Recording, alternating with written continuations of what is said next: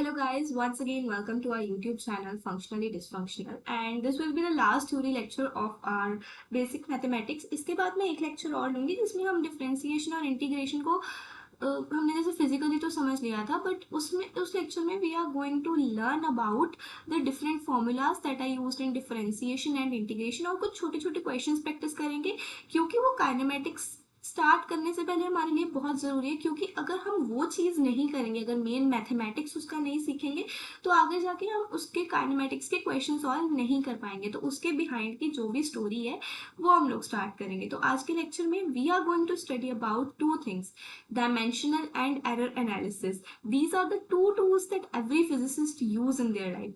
तो let us start. ठीक है, अब लेट अस सपोज कि तीन स्टूडेंट्स हैं। ठीक है, एक है मेरे पास student A, second student is student B and third student is student C। ठीक है, अब तीनों को मैंने बोला कि वो एक पेंसिल की मेजरमेंट लें। अब वो उन लोगों ने सेम रूलर यूज किया, सेम टाइप की लाइट में है वो। तीन conditions, they have use same ruler, same type के रूम में है वो। ठीक है, एंड सेम लाइट है उनके पास। स्टूडेंट ए ने जो मेजरमेंट ली दैट इज 15.1 सेंटीमीटर, जो बी ने मेजरमेंट ली that is 15.2 centimetre and student C ने जो मेजरमेंट ली दैट इज 15.0 सेंटीमीटर। अब क्वेश्चन ये है कि इन तीनों में से सही कौन है। देखो, पेंसिल सेम है, रूलर सेम है, जगह सेम है, क्या इनमें से कोई गलती कर रहा है क्या? रुको, ये जवाब देने से पहले एक डीपर क्वेश्चन, सही आंसर क्या होगा? क्या कोई ऐसा नंबर जिसे हम बिल्कुल सही लेंथ कह सकें? तो पर यहाँ देखो, फिजिक्स में एक फंडामेंटल आइडिया आता है, कोई भी मेजरमेंट कभी भी 100% एग्जैक्ट नहीं होती। No measurement is 100% exact. No measurement is 100% exact. हर मेजरमेंट में कुछ ना कुछ अनसर्टेनिटी हमेशा होती है।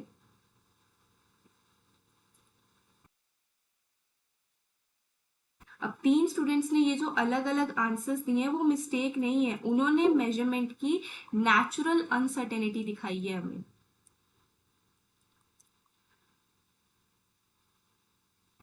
अब स्कूल में ये जो कॉन्सेप्ट है ये इतना सीरियसली नहीं पढ़ाया जाता है, ये जो एरर एनालिसिस वगैरह होता है, बट कंपटीशन की अगर हम बात करें जेई नीट में, वहाँ ऐसे काफ़ी सारे क्वेश्चंस आ जाते हैं। तो देखो, आज के लेक्चर में हम दो चीज़ें सीखेंगे। फर्स्ट इज एरर एनालिसिस, जो मेजरमेंट की अनसर्टेनिटी को डिस्क्राइब करेगा, और दूसरा है डायमेंशनल एनालिसिस, जो फिजिक्स इक्वेशंस की वैलिडिटी चेक करेगा। अब दोनों टूल्स पूरे क्लास 11th और 12th में हमारे काम आएंगे। तो बिना टाइम वेस्ट किए गाइस हम लोग शुरू करते हैं। सबसे पहले we are going to study error analysis and why every measurement has uncertainty. देखो, पहले समझते हैं कि एरर आता कहाँ से है। ठीक है, एरर आने के मेरे पास तीन सोर्सेज हैं। There are three sources of error. सबसे पहला सोर्स है इंस्ट्रूमेंट लिमिटेशन। अब अगर इसकी मैं एक एग्जांपल लूं तो मान लो अगर मेरे पास एक रूलर है। ठीक है, वो जो रूलर है वो मेजरमेंट कर सकता है 1 mm तक, पर अब अगर मैं उससे मेजरमेंट करना चाहूँ 0.1 mm की, that is not possible, right. अब एक स्टॉप वॉच है, उसका प्रिसीजन अगर 0.1 सेकेंड है और मैं चाहूँ कि वो 0.01 सेकेंड तक मेजरमेंट करे, वो भी पॉसिबल नहीं है। ठीक है, दूसरा है ऑब्जर्वर लिमिटेशन। क्या पता ऑब्जर्वर ने कोई भी रीडिंग लेते वक्त अपना जो आई है उसको सही तरीके से नहीं रखा, जिसकी वजह से पैरेलल एक्स एरर आ गया। And the third is physical variability.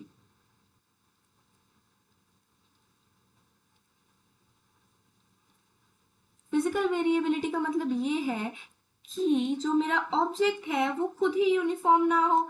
क्या पता टेम्परेचर में कोई फ्लक्चुएशंस आ रही हो जिसकी वजह से हमारे मेजरमेंट्स चेंज हो रहे हो। ठीक है, अब ये तीनों एरर, इनमें से कोई भी डेलिबरेटली गलती करना नहीं है। ठीक है, ये फिजिक्स के रूल्स हैं, कोई भी मेजरमेंट टूल चाहे कितना भी एडवांस्ड हो, एक लिमिट के नीचे एक्यूरेट नहीं हो सकता। अब इमेजिन करो तुम लोग फिजिक्स लैब में हो, ठीक है, and you are measuring the time for a pendulum.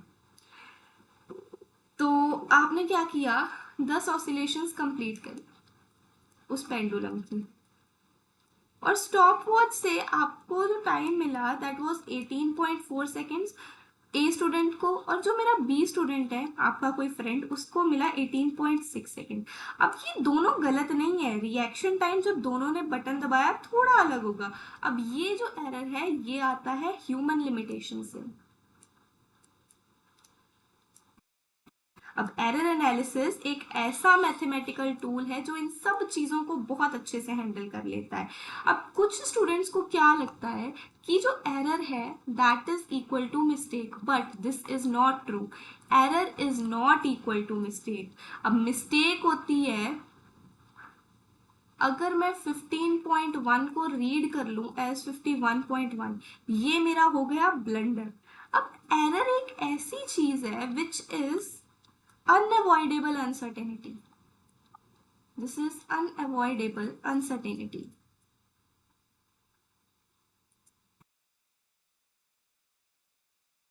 तो इसको हम एलिमिनेट नहीं करते, पूरी तरह से एलिमिनेट तो ये नहीं हो सकता, तो हम बस इसको हैंडल करते हैं। ठीक है, अब काफी सारे स्टूडेंट्स क्या करते हैं, वो बोल देते हैं that my answer is wrong because of error. ऐसा नहीं है, error can never be an excuse for the wrong answer. Error एक साइंटिफिकली कैलकुलेटेड रेंज है जिसके अंदर जो ट्रू वैल्यू है वो लाई करती है। अब इसको हम रिपोर्ट करते हैं आंसर के साथ। जब भी हम अपने आंसर्स की रिपोर्टिंग करेंगे तो उसके साथ हम लोग एरर भी मेंशन करते हैं कि कितने परसेंट का एरर आया, या फिर प्लस माइनस के साथ, और वो हम आगे भी सीखेंगे। ठीक है, अब सबसे पहले टूल को स्टडी करते हैं विच इज एब्सोल्यूट एरर। अब नाम से ही पता चल रहा है एब्सोल्यूट, एब्सोल्यूट का क्या मतलब होता है, सोचो। Which means size of the error and not the direction.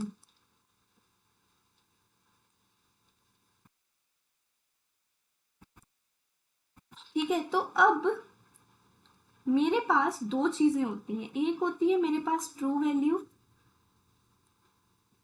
Which is accepted value, जिसको हम नाम दे सकते हैं एक्सेप्टेड वैल्यू। ठीक है, और जो इसकी वैल्यू होती है उसको मतलब हम वैसे ही सपोज कर लेते हैं एक्स है। और एक होती है ट्रू मेजर्ड वैल्यू, जो हमने मेजरमेंट ली होती है, ट्रू मेजर्ड वैल्यू। एंड एक काम करते हैं, ये वैल्यूज मेरे हिसाब से मतलब अगर मैं इसे नेमिंग दे दूं, इनका नॉमेनक्लेचर कर दूं, तो आपको इतने अच्छे से समझ नहीं आएंगी, तो एक एग्जांपल के थ्रू समझेंगे तो ज़्यादा अच्छा है। अगर जैसे मैं रीडिंग की बात करूं 15.1 सेंटीमीटर, ठीक है, और ये है किसी भी चीज़ की जो मेरी एक्चुअल लेंथ है, और तुमने जो मेजर किया है दैट इज 15.3 सेंटीमीटर, तो जो मेरा एब्सोल्यूट एरर आएगा ना that will be equal to mod of 15 minus 3 minus 15.1, mod of 15.3 minus 15.1 which is equal to 0.2। अब यहाँ पर मेरे पास कोई डायरेक्शन नहीं है, I just have a value, I just have a true value। लेकिन रुको, प्रैक्टिकल प्रॉब्लम में ट्रू वैल्यू का कैसे पता लगेगा? अगर ट्रू वैल्यू हमें पता होती तो हम मेजर ही क्यों करते? क्वेश्चन तो यार ये दिमाग में बिल्कुल सही आया है, पर रियलिटी ये है हमारे पास that true value is never known.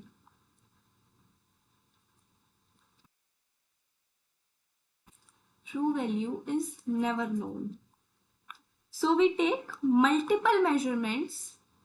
ठीक है, और उसके बाद हम लोग क्या करते हैं, लेते हैं उसका मीन। अब फॉर्मूला बताने से पहले मेरे हिसाब से हम लोगों को क्या करना चाहिए, एग्जाम्पल के थ्रू ही देखना चाहिए। तो मेरे पास यहाँ पर इस क्वेश्चन में आई हैव रीडिंग्स। आप इस क्वेश्चन का फटाफट से स्क्रीनशॉट ले लो या इसको पॉज करके फटाफट से नोट डाउन कर लो। मेरे पास यहाँ पर 5 रीडिंग्स हैं।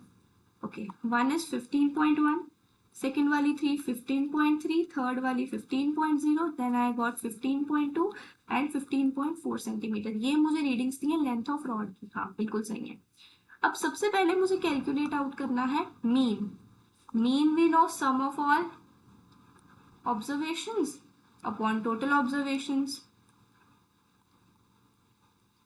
अब इन सब का सम कैलकुलेट करते हैं, 15.1 प्लस 15.3 प्लस 15.0 प्लस 15.2 प्लस 15.4.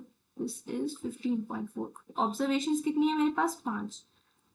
अब इन सबको जब मैंने ऐड किया, I get 76.5 divided by 5 which is equal to 15.2 centimetre. ठीक है, मीन आ गया. अब मुझे कैलकुलेट आउट करना है एब्सोल्यूट एरर. अब एब्सोल्यूट एरर कैलकुलेट करने के लिए मैं क्या करती हूँ, हमारे पास ये स्टेप है कि जो मेरे पास मीन वैल्यू आई है ना, देखो मीन वैल्यू में से माइनस कर दो अपनी ईच वैल्यू को और उसका ले लो मॉड. मीन वैल्यू कितनी आई थी, दोबारा देख लेते हैं. This is 15.2. तो जो सबसे पहली मेरी वैल्यू होगी x1 की, that will be equal to delta x1 की, that will be equal to x bar जो मीन है माइनस x1 का mod.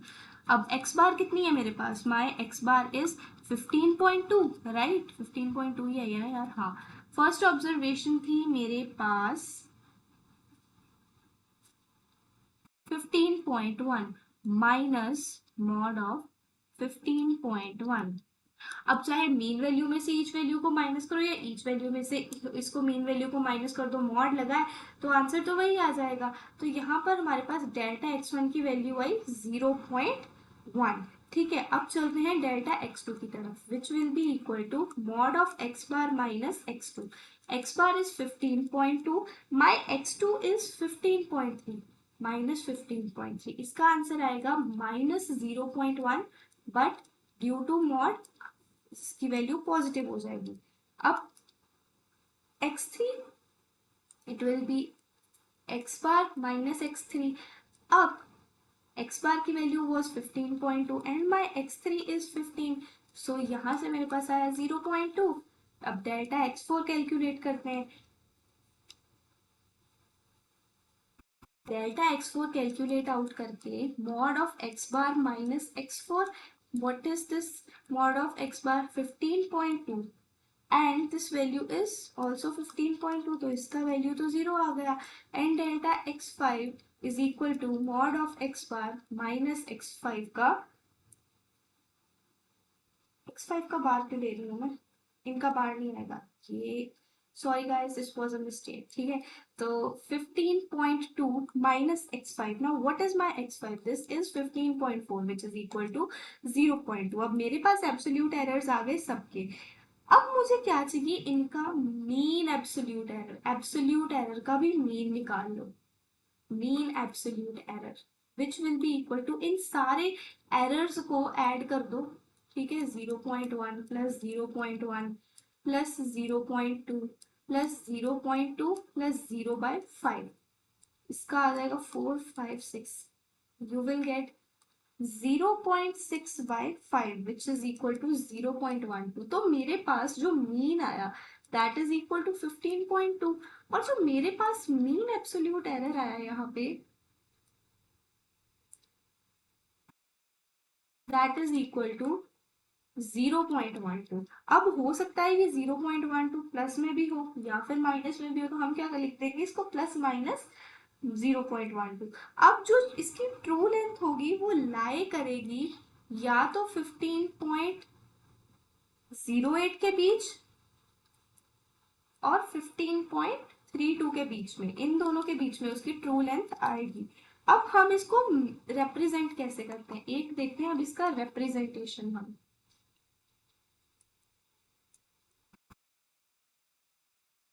We will represent it with जो भी मेरा मीन है, mean plus minus mean absolute error, mean absolute error. अब बात कर लेते हैं जनरलाइजेशन की. अब हमने एग्जाम्पल तो बहुत अच्छे से देख लिया, अब करते हैं इसको जनरलाइज जिससे हमें फॉर्मूला का भी पता लग जाए. So let us talk about the generalisation.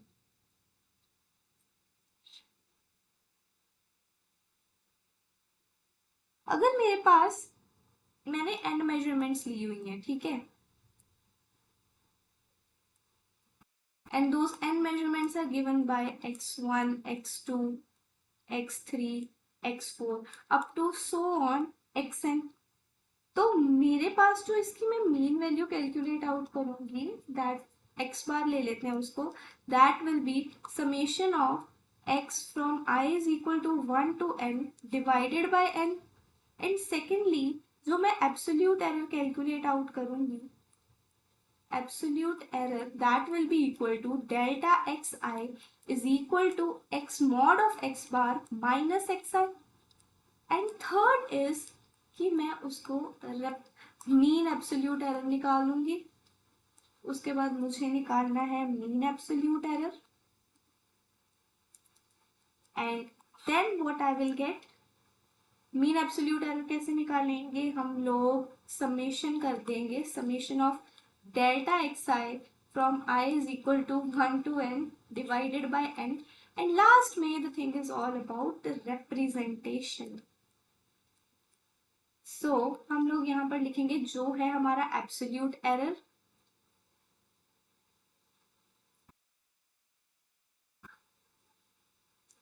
मतलब कि x is equal to x bar plus minus delta of x bar, this will be delta x bar. ठीक है, तो एक्स बार यहाँ पर क्या है, जो मेरे पास मेरा मीन एब्सोल्यूट एरर है, एंड दिस ये मेरा है mean and this is the mean absolute error. ठीक है, तो इस चीज में कंफ्यूज नहीं होना। अब एग्जाम्पल के थ्रू आपको बहुत अच्छे से समझ आ गया होगा कि व्हाट इज एब्सोल्यूट एरर। अब चलते हैं नेक्स्ट सेगमेंट की तरफ, जो कि एक बहुत ही इंटरेस्टिंग चीज है। सपोज मेरे पास दो स्टूडेंट्स हैं, फर्स्ट स्टूडेंट भी स्टूडेंट ए और दूसरा स्टूडेंट है मेरा स्टूडेंट बी। दोनों ही एक पेंसिल की लेंथ मेजर कर रहे हैं। मैम आप पेंसिल की लेंथ क्यों मेजर करवा रहे हो, क्योंकि लैब में पेंसिल का बहुत ज्यादा यूज होता है।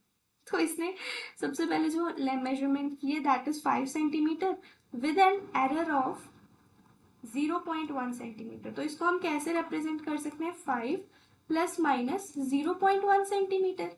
ठीक है, एंड स्टूडेंट बी की अगर मैं बात करूं तो इसने क्या किया है, एक बिल्डिंग को मेजर किया है। ठीक है, जिसकी लेंथ है 5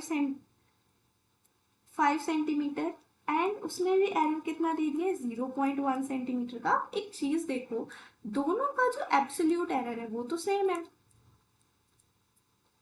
absolute error of both is equal to 0.1 centimetre. तो क्या दोनों मेजरमेंट्स इक्वली एक्यूरेट हैं, एब्सोल्यूट एरर सेम है तो क्या एक्यूरेसी इनकी सेम है, सोचो। तो स्टूडेंट बी की मेजरमेंट है ना यहाँ पर, वो ज्यादा एक्यूरेट है। कैसे, देखो स्टूडेंट बी ए ने क्या किया है, जो मेरा स्टूडेंट ए है उसने 5 सेंटीमीटर में ही प्लस माइनस 0.1 का एरर निकाल दिया,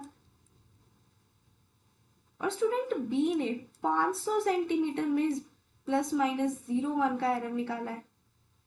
तो अगर मैं इसकी परसेंटेज निकालूंगी दिस विल बी 0.2%, और इसकी अगर मैं percent निकालूंगी that will B 0.02%।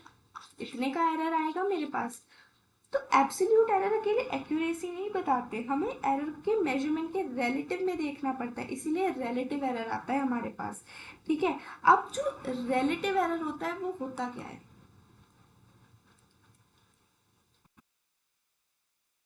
Relative error is equal to absolute error divided by mean value. मतलब कि डेल्टा एक्स बार जो है उसको एक्स बार से डिवाइड कर देना। अब ये जो रिलेटिव एरर होता है this is a dimensionless quantity, मतलब इसकी कोई भी यूनिट नहीं होती, यूनिटलेस एंड डायमेंशनलेस। ठीक है, सिर्फ एक रेशियो है ये एब्सोल्यूट एरर और मीन वैल्यू का।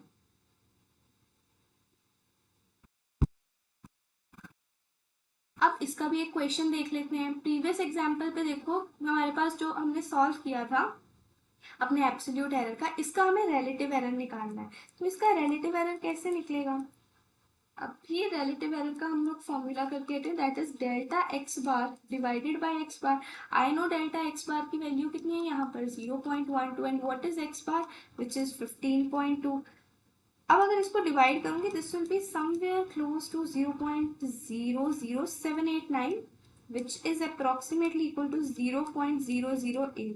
मतलब अगर हम इसकी देखो परसेंटेज निकाल लें तो ये 8% के अराउंड आएगा, नहीं ये 0.8% के अराउंड आएगा। ठीक है, अब एक चीज और देख लो, इसकी कोई भी यूनिट्स नहीं है, मैं परसेंटेज कैसे निकाल रही हूँ, रेशियो तो ऑलरेडी आ गई, अब इसको 100 से मल्टीप्लाई कर दोगे तो परसेंटेज आ जाएगी।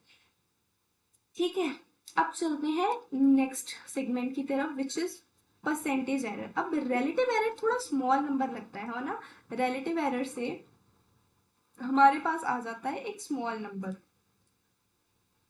जैसे अभी लास्ट एग्जांपल में मैंने देखा कि मेरे पास जो नंबर आया दैट वाज 0.008। अब साइंटिस्ट और स्टूडेंट के लिए इसे रीडेबल बनाना था, जैसे हमने फर्स्ट लेक्चर में देखा था, तो क्या कर दिया, इसका परसेंटेज निकाल के हमने इसको परसेंटेज एरर का नाम दे दिया। ठीक है, और कुछ नहीं है इसमें।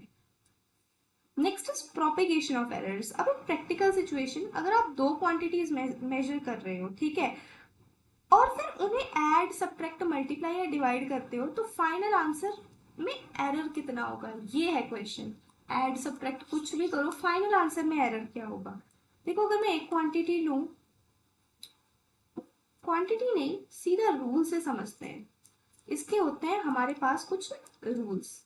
सो let us go with rule 1। अगर मेरा एक क्वांटिटी है z is equal to a plus minus b, ठीक है, this is the absolute value, और ये हो गया उसमें एरर।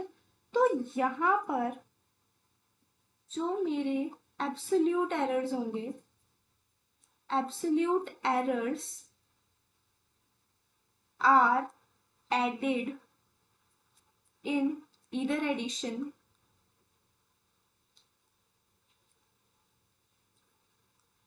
और सब्ट्रैक्शन।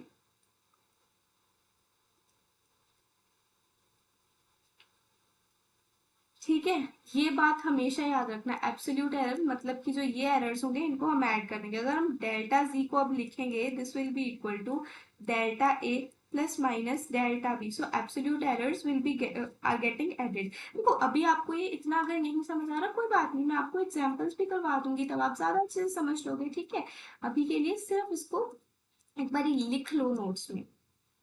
जो रूल 2 है, z is equal to a cross b और z is equal to a by B, तो फिर delta z by z will be equal to delta a by a plus delta b by b। अब जो relative errors होते हैं, absolute errors इसमें add होते हैं हमारी एडिशन और सब्ट्रैक्शन में, और मल्टीप्लिकेशन और डिवीजन में रिलेटिव एरर्स ऐड होते हैं। Relative errors are added in multiplication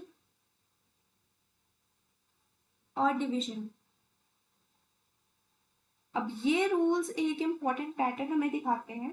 ठीक है, एरर कभी सब्ट्रैक्ट नहीं होता, हमेशा ऐड होता है, क्योंकि एरर हमेशा कंबाइन होकर बढ़ सकते हैं, एक दूसरे को कैंसिल नहीं करते, even in the worst case scenario.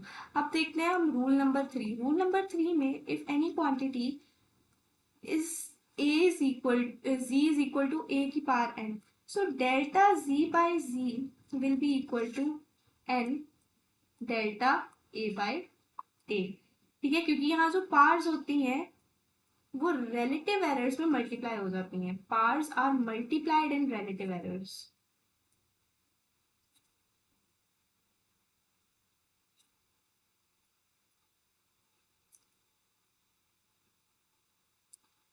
अब स्टूडेंट्स क्या करते हैं, जब भी क्वांटिटी सब्ट्रैक्ट हो रही होती हैं तो वो उनको, जो उनके एरर्स होते हैं उनको भी सब्ट्रैक्ट कर देते हैं। याद रखना, हमें ये काम नहीं करने हैं। तो अब इसकी कुछ एग्जांपल्स देखते हैं हम। ठीक है, examples, the first thing is a rectangle has length, length दी है उस, ठीक है, उसकी एब्सोल्यूट वैल्यू और जितना एरर है मुझे वो भी दिया है। And second, I have breadth, breadth is 3.0 plus minus this is 0.1 centimetre. अब मुझे फाइंड आउट करना है एरिया, और एरिया में एरर कितना होगा। देखो, मुझे पता है किसी भी रेक्टेंगल का area is equal to length into breadth. Length कितनी हो गई 5, ब्रेथ कितनी हो गई 3, तो यहाँ पर क्या आ गया 15 सेंटीमीटर स्क्वायर। ठीक है, अब मुझे क्या निकालना है, देखो एब्सोल्यूट तो आ गया मेरे पास, अब मुझे यहाँ निकालना है इसका रिलेटिव एरर। अब मुझे रिलेटिव एरर क्यों निकालना है, इसलिए क्योंकि जो मेरी क्वांटिटीज हैं दे आर गेटिंग मल्टीप्लाइड। तो रिलेटिव एरर निकालने के लिए L by delta L plus B by delta B, सो यहाँ पर a बाय डेल्टा ही आ जाएगा मेरा। बात समझ में आ रही होगी मुझे यहाँ पर। ओ नहीं, ये हमने उल्टा लिख दिया है। मुझे लगता है हम पीछे भी उल्टा ही लिख के आए हैं। ओ माय गॉड, नहीं, पीछे हमने सही लिखा, हमने क्वेश्चन में ही गलती कर दी है। तो delta A by A will be equal to delta L by L plus delta B by B. तो डेल्टा ए की वैल्यू मुझे चाहिए, है ना। ए की वैल्यू मैंने निकाल ली है which is 15, delta L is 1, this is 5 plus delta B कितना है, delta B is 0.1 and B is 3। तो अब delta A will be equal to, इन वैल्यूज को करेंगे 0.2 plus 0.03 something, so this will be 0। इसको मल्टीप्लाई करना है हमें उसके साथ 0.33, इसको मल्टीप्लाई करना है 15 के साथ, ठीक है। तो मेरे पास डेल्टा ए की वैल्यू आएगी 0.053 into 15। After multiplying I will gate 0.8। तो जो मेरा फाइनल आंसर होगा वो हम कैसे रिपोर्ट करेंगे, a plus minus delta A की वैल्यू कितनी है मेरे पास 15 प्लस माइनस 0.8 सेंटीमीटर स्क्वायर, मतलब जो मेरा एरिया है वो तो इतना है, पर इसमें अगर मैं एरर की बात करूं तो इतना एरिया भी आ सकता है, ठीक है। अब नेक्स्ट प्रॉब्लम की बात करते हैं। अगर अब ये जो प्रॉब्लम है ये एक जेई स्टाइल का प्रॉब्लम है, ठीक है, जेई पैटर्न। इसमें ऐसे क्वेश्चंस हमारे पास जनरली देखने को मिलते हैं। तो इस क्वेश्चन में क्या है कि मेरे पास if the percentage error in measuring the radius of sphere, okay, percentage error दिया है which is equal to 0 point, it's not 0 it's 2%। अब मुझे पता है अगर मैं स्फीयर का वॉल्यूम कैलकुलेट करूंगी, volume of sphere, so that will be equal to 4/3 pi r cube। अब रेडियस का मुझे पता है, यहाँ पर अब कैलकुलेशन होगी कैसे, वीडियो को पॉज करो और ट्राई करके देखो, क्या पता हो ही जाए। यहाँ पर भी हम रिलेटिव एरर का यूज करेंगे क्योंकि quantities are getting multiplied. This will be 4/3 pi, पार है तो देखो पावर जो है वो मेरे पास आगे आ जाएगी, डेल्टा आर बाय आर। पर मुझे तो सिर्फ यही बताना है कि इसकी जो वॉल्यूम है उसमें परसेंटेज एरर कितना होगा। तो मैं क्या करूंगी, delta V by V is equal to 3 delta R by R. अब डेल्टा आर बाय आर मुझे पता है वो कितना दे रखा है मुझे 2%, जो टोटल वैल्यू आ जाएगी that will be equal to 6%, ठीक है। तो ये आएगा मेरे पास एरर इसका। अब मेरे पास एक और क्वेश्चन है इसके लिए, ये है नीट लेवल का प्रॉब्लम। नीट में क्या होता है कि ऐसी प्रॉब्लम्स हमें दिखाई जाती हैं, ठीक है। और ये प्रॉब्लम बिल्कुल ही फर्स्ट प्रॉब्लम के जैसी है, ये जो हमने सेकंड प्रॉब्लम सॉल्व की है। सो आई होप कि आप ये क्वेश्चन अब कर पाओगे, और अगर नहीं कर पाए feel free to leave it in the comment section. हम लोग इस क्वेश्चन को बहुत अच्छे से दोबारा से डिस्कस कर लेंगे और I will explain you over there. तो अब है हमारे पास एक नया topic which is dimensional analysis. और सबसे पहला सवाल आपके दिमाग में यही आएगा, डायमेंशन क्या होता है। अब मैं आपसे अगर एक क्वेश्चन पूछूं कि लेंथ क्या है, मीटर्स में नहीं, कॉन्सेप्चुअली लेंथ क्या है, तो आप मुझे क्या बोलोगे। ये एक फिजिकल क्वांटिटी है ना, एक फिजिकल क्वांटिटी जो मुझे बताती है कितना दूर या फिर कितना लंबा, चाहे आप इसको मीटर में मेजर करो, इंचेस में मेजर करो, लाइट ईयर में, है तो ये लेंथ ही। तो exactly metre, centimetre, kilometre, inch, foot, ये सब यूनिट्स है, लेकिन जो फिजिकल नेचर है, जो फंडामेंटल चीज है वो डायमेंशन है। डायमेंशन एल है किसकी, लेंथ की। अब डायमेंशन है वो किसी भी फिजिकल क्वांटिटी का नेचर डिस्क्राइब करती है, ठीक है। यूनिट हमें बताती है कि वो कितना है, पर डायमेंशन हमें ये बताती है कि व्हाट काइंड ऑफ। यही डिस्टिंक्शन है फंडामेंटल, एक like this is a very fundamental distinction, और काफी सारे स्टूडेंट्स इसको नहीं समझ पाते। अब हमारे पास 7 फंडामेंटल डायमेंशंस है फिजिक्स में। फंडामेंटल मतलब हम इनको किसी और क्वांटिटी से डिराइव नहीं कर सकते। सो आई हैव 7 फंडामेंटल डायमेंशंस और आप ये लर्न कर लेना। First is mass, length, time, current, temperature, amount of substance and luminous intensity। ये तो हो गई क्वांटिटी कौन सी है, ठीक है। सेकंड इज इसकी रिप्रेजेंटेशन और थर्ड है इसकी dimension. M L T current को रिप्रेजेंट करते हैं आई से, इसको स्मॉल टी से रिप्रेजेंट करते हैं, इसको रिप्रेजेंट करते हैं कैपिटल टी से, ठीक है। और अरे नहीं, इसको टी से कैपिटल टी से रिप्रेजेंट करते हैं, इसको रिप्रेजेंट करते हैं के से। अमाउंट ऑफ सब्सटेंस को हम लोग रिप्रेजेंट करते हैं अपने मोल से। And luminous intensity is measured in candela. अब इसकी डायमेंशंस क्या क्या होती हैं, इसकी डायमेंशन m, इसकी l, इसकी t, इसकी होती है a, या फिर कई जगह आपको i भी देखने के लिए मिल जाता है, ठीक है। और इसको हम k से रिप्रेजेंट करते हैं, v represent this with j और मोल। एंड लास्ट में luminous intensity is measure is done with c, ठीक है। तो ये टेबल है जो हमारे पास आता है यूनिट्स एंड डायमेंशंस वाले चैप्टर में, ओके। अभी के लिए क्या करते हैं, इस स्लाइड को कर देते हैं डिलीट, क्योंकि ये सब हम पढ़ने वाले हैं। अब चलते हैं नेक्स्ट टॉपिक की तरफ। देखो जो तीन फंडामेंटल क्वांटिटीज हमें याद रखनी है ना, वो है मास, लेंथ और टाइम। इनको तो आप अभी याद कर लो। Mass is represented with m, l length with l and time with capital T।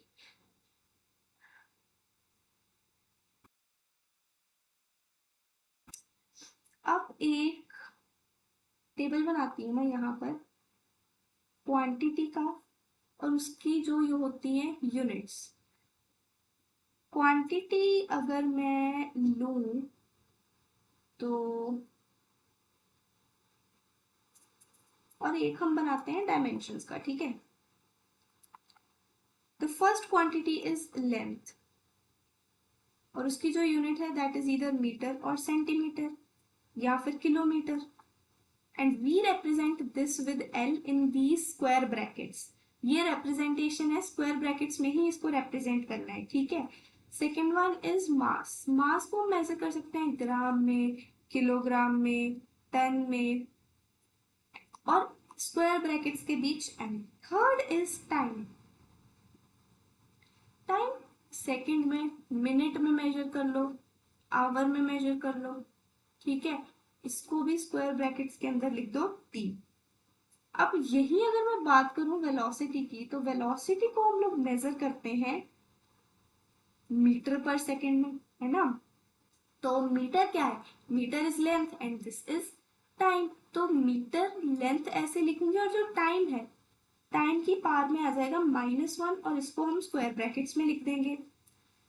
आगे मेरे पास आता है फोर्स। फोर्स की जो यूनिट होती है दैट इज न्यूटन। पर अगर मैं देखूं, force is equal to M A, mass into acceleration. Fundamental quantities पे चले जाओ, मास की यूनिट इज किलोग्राम, एक्सेलरेशन की मीटर पर सेकेंड स्क्वायर, ठीक है। ये आ गई मेरे पास इसकी यूनिट्स। तो किलोग्राम मतलब m, मीटर मतलब की लेंथ, सेकेंड मतलब की टाइम, टाइम की पावर कितनी है -2। सो दिस इज हाउ हम लोग यूनिट्स और डायमेंशंस को आपस में कोरिलेट करते हैं, और ये ऐसे डायमेंशनल फॉर्मूला हमारे पास निकल आते हैं काफी सारी क्वांटिटीज के। अब हम step by step dimensional formulas को बनाते हैं। सबसे पहले बात करते हैं वेलोसिटी की। Velocity is equal to displacement upon time.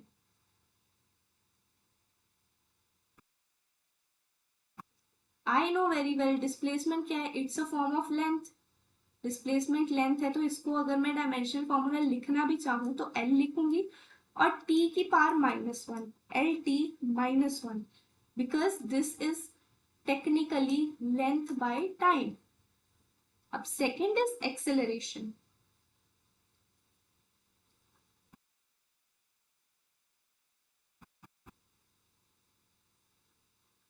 Second is acceleration which is equal to velocity by time. अब वेलोसिटी का तो मेरे पास निकल चुका है, velocity is L T minus one divided by T.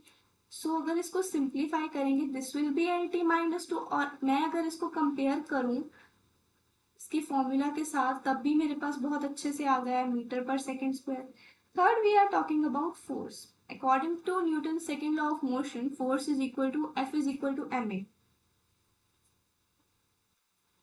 F is equal to M A. Mass कितना है, mass is kilogram, acceleration metre पर सेकेंड स्क्वायर, तो M L T minus two, this is M, this is L, this is T की power minus two in square brackets. These square brackets are very necessary, ठीक है, जब भी किसी चीज को डायमेंशनली रिप्रेजेंट करना है। अब आगे जो मेरे पास फिजिकल क्वांटिटी है दैट इज मोमेंटम। मोमेंटम हमें पता है it's a product of mass and velocity, mass M, velocity will be L T minus one. अब शुरू शुरू में थोड़ी सी प्रॉब्लम आएगी पर धीरे धीरे you people will figure it out. अभी मैं आपको तीन चार वो होमवर्क प्रॉब्लम्स दे देती हूँ ताकि आप खुद प्रैक्टिस कर लो। सबसे पहले वर्क के लिए, वर्क का फॉर्मूला होता है फोर्स इनटू डिस्प्लेसमेंट, ठीक है, this is E F, F is power, power is equal to work done upon time, जी pressure, pressure is equal to force by area, and last में आप एक देख लेना डेंसिटी का, इसको आप खुद डिराइव करो। अगर नहीं होता है तो कमेंट सेक्शन में पूछो। Density is mass per unit volume, ठीक है। Now let us move towards the principles of dimensional consistency. अब डायमेंशनल एनालिसिस का सबसे powerful application is principle of consistency, या फिर इसको हम बोल देते हैं principle of homogeneity.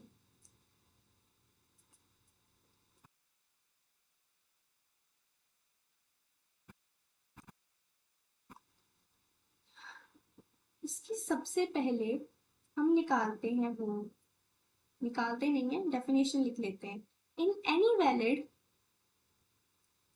Physical equation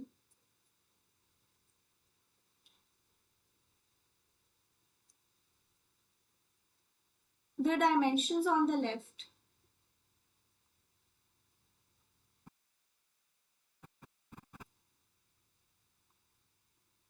the dimensions on the left side must be equal to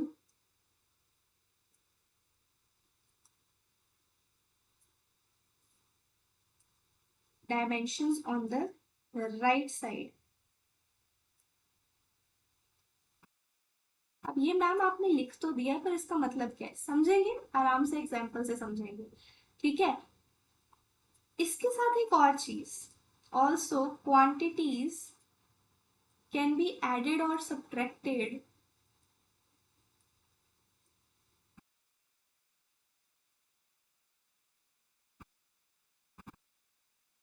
if they have same dimensions।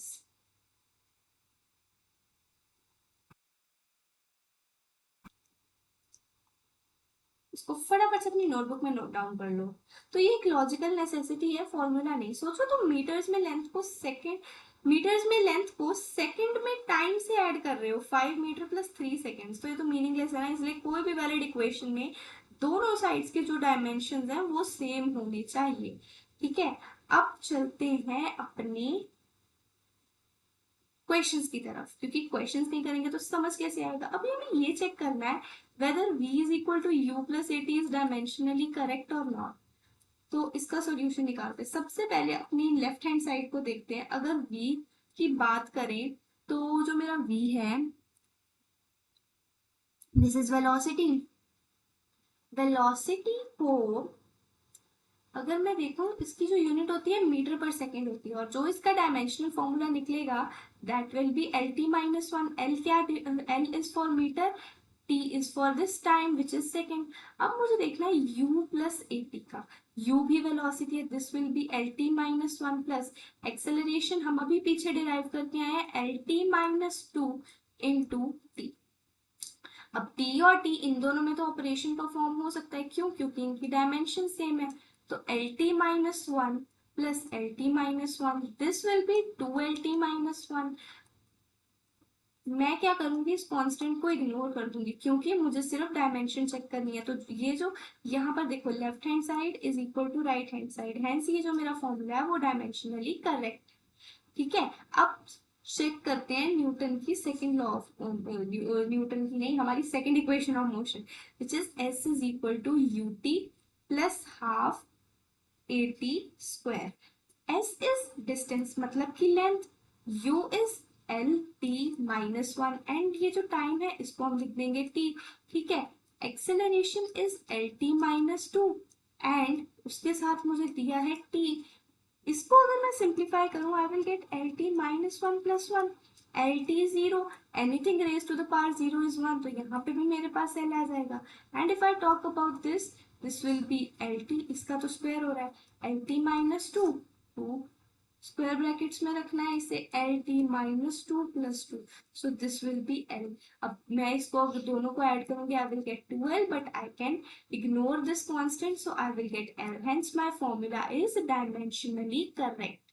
अब ये क्वेश्चन मैं आपको होमवर्क देती हूँ, इसको सॉल्व करना, नहीं सॉल्व हुए तो कमेंट सेक्शन में मुझे बताना। अब डायमेंशनल एनालिसिस को हम कहाँ कहाँ यूज करते हैं, इसके तीन मेन एप्लीकेशंस हैं हमारे पास। ठीक है, और सबसे पहले चेकिंग इक्वेशन, ये हम ऑलरेडी देख चुके हैं, we have already done this in our previous segment of the lecture, तो अब इसको दोबारा नहीं करेंगे। अब नेक्स्ट देखते हैं, किसी भी चीज का हमें जब रिलेशन या फिर कुछ भी फॉर्मूला वगैरह डिराइव करना है, तो इसमें एग्जांपल लेते हैं हम, to derive time period of a pendulum.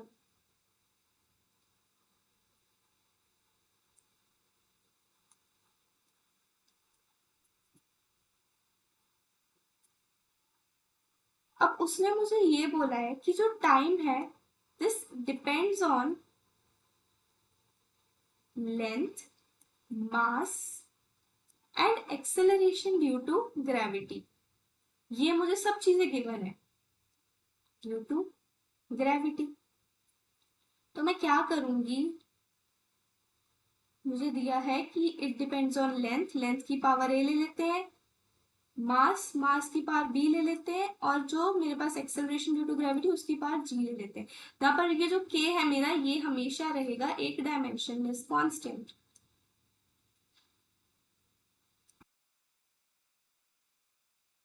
ठीक है, अब टी की जो मेरे पास डायमेंशन होती है वो क्या होती है, टाइम है, टाइम पीरियड की, I will write T in this square brackets, this will B, यहाँ पर अब अगर हमने कांस्टेंट लगा दिया तो इक्वल टू यूज कर सकते हैं, this will be equal to length की ऐसे ही, एंड मास की एम की पावर बी। ओके, एंड फिर हम एक्सेलरेशन की बात करें तो उसकी डायमेंशन होती है एल टी माइनस टू, और इसको रेज टू द पावर कर देंगे सी, दिस इज टी।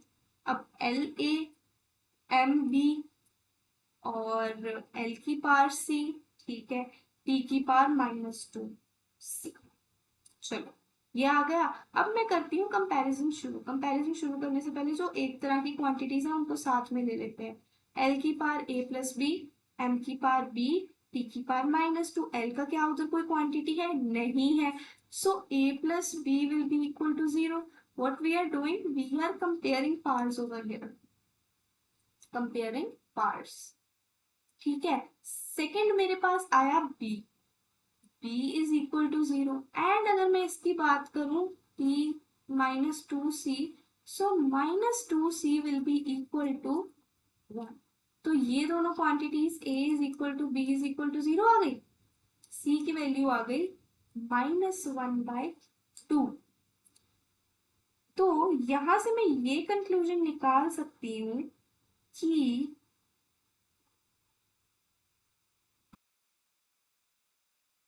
अरे हमने एक मिस्टेक कर दी, देखो यहाँ पर तो सी आना था, तो बी की वैल्यू अगर जीरो हो गई तो ये चीज तो गलत हो गई ना, A plus C is equal to zero, A की वैल्यू कितनी आ जाएगी, यहाँ से ए की वैल्यू हाफ आ जाएगी, मतलब time will be equal to K L की पावर वन बाई टू, और एक्सेलरेशन ड्यू टू पावर की एक्सेलरेशन ड्यू टू ग्रेविटी की जो power one by two, so T will be equal to K root L by जी।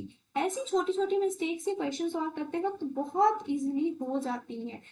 तो हमें इन चीजों का ध्यान रखना है। अब हम किसी भी एक यूनिट सिस्टम से दूसरे यूनिट सिस्टम में कन्वर्जन कर सकते हैं। ये कैसे करेंगे? अगर मैं बोलूं कन्वर्ट 1 जूल टू सीजीएस, मुझे पता है joule is the unit of work done. So work done क्या होता है? This is force into displacement. Force is further mass into acceleration into displacement. M L T minus two into L, यहां से मेरे पास आ जाएगा M L two T minus two. आ गया। अब क्या करना है? मुझे इसको कन्वर्ट करना है सीजीएस में। तो वो कैसे करेंगे हम लोग? आई नो कि एसआई में किलोग्राम मीटर एंड सेकंड होते हैं, and in CGS this is gram, this is centimetre and this is second. 1 kilogram is equal to 1000 grams, 1 metre is equal to 100 centimetre, है ना? तो इसी का यूज करके और डायमेंशनल एनालिसिस का यूज करके we will convert this. So M L two T minus two, this will be equal to mass is in kilogram. तो इसको कैसे लिख देंगे? हम लोग लिख देंगे 1000 ग्राम्स इंटू 100 सेंटीमीटर का स्क्वायर इंटू सेकेंड का square. This will be 1000 gram into 10 की पावर 4 सेंटीमीटर स्क्वायर सेकेंड का स्क्वायर। ठीक है, तो 10 की power 7 centimetre square gram centimetre square पर second square, and this is equal to 10 raise to power 7 ergs. अब ये जो क्वांटिटी है इसको हम कलेक्टिवली बोल देते हैं अर्ग्स। सो ये है हम कैसे इसकी कन्वर्जन करते हैं। ये तो वही क्वेश्चन था, ये हम ऑलरेडी सॉल्व कर चुके हैं। अब क्विक एलिमिनेशन हम एग्जाम्स में कैसे करते हैं? देखो, जेई और नीट में हमारे पास क्या होता है, हमें 4 ऑप्शन में से गलत ऑप्शन को एलिमिनेट करना होता है। तो वो करने के लिए सबसे पहले जो भी हमारा क्वेश्चन होता है ना, उसमें से किसी एक क्वांटिटी की डायरेक्शन को ऑप्शन से, एक क्वांटिटी की जो डायमेंशन है उसको किसी भी ऑप्शन से मैच करके देख लो। अगर तो वो हो गया तो फिर आप उसे एलिमिनेशन के साथ सॉल्व कर सकते हो ऐसे। तो लेट मी टेल यू, आज हमने 2 टूल्स सीखे, एरर एनालिसिस और डायमेंशनल एनालिसिस। दोनों टूल्स एक्सपेरिमेंटल और थ्योरेटिकल फिजिक्स में हमेशा काम आते हैं। ठीक है, अब ये जो एरर एनालिसिस है ये तुम्हारे पूरे एक्सपेरिमेंटल फिजिक्स में काम आएगा। क्लास 11th के लैब एक्सपेरिमेंट्स में, क्लास 12th के प्रैक्टिकल्स में, जेई एडवांस एक्सपेरिमेंटल सेक्शन में, हर जगह मेजरमेंट्स और एरर्स हैं। और जो डायमेंशनल एनालिसिस है ये जेई और नीट में डायरेक्टली मार्क्स दिलाएगा। इक्वेशन चेक करना, ऑप्शंस को एलिमिनेट करके रिलेशनशिप डिराइव करना, ये 30 सेकेंड का टूल है। अब इसके ऊपर ज़्यादा क्वेश्चंस प्रैक्टिस करेंगे तो हमें खुद समझ आ जाएगा। ठीक है,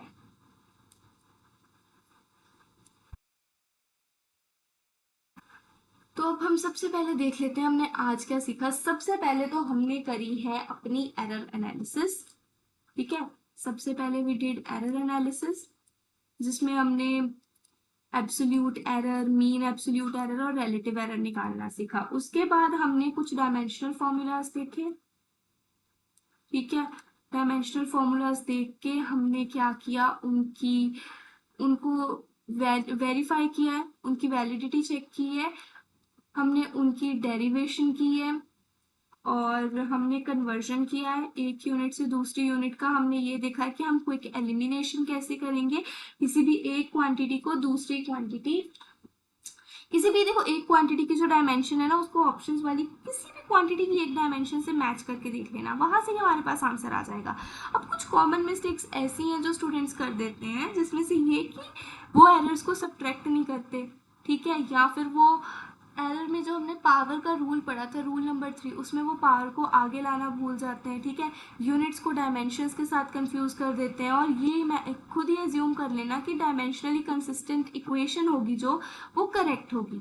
अब स्टूडेंट्स ये भी सोचते हैं कि डायमेंशनलेसनेस का मतलब ये है कोई फिजिकल मीनिंग ही नहीं है। एंगल डायमेंशनलेस होता है पर वो एक फिजिकल क्वांटिटी है, ये भी याद रखना। और जेई और नीट के लिए सबसे ज़्यादा इंपॉर्टेंट है परसेंटेज एरर, डायमेंशंस आप ग्रेविटेशनल कांस्टेंट की और प्लैंक्स कांस्टेंट की, ठीक है, आइडेंटिफाई करना कि किस एक्सप्रेशन के पास किस टाइप की डायमेंशंस है, और डायमेंशनल एनालिसिस से जो हमारा टाइम पीरियड ऑफ पेंडुलम है उसको कैलकुलेट करना।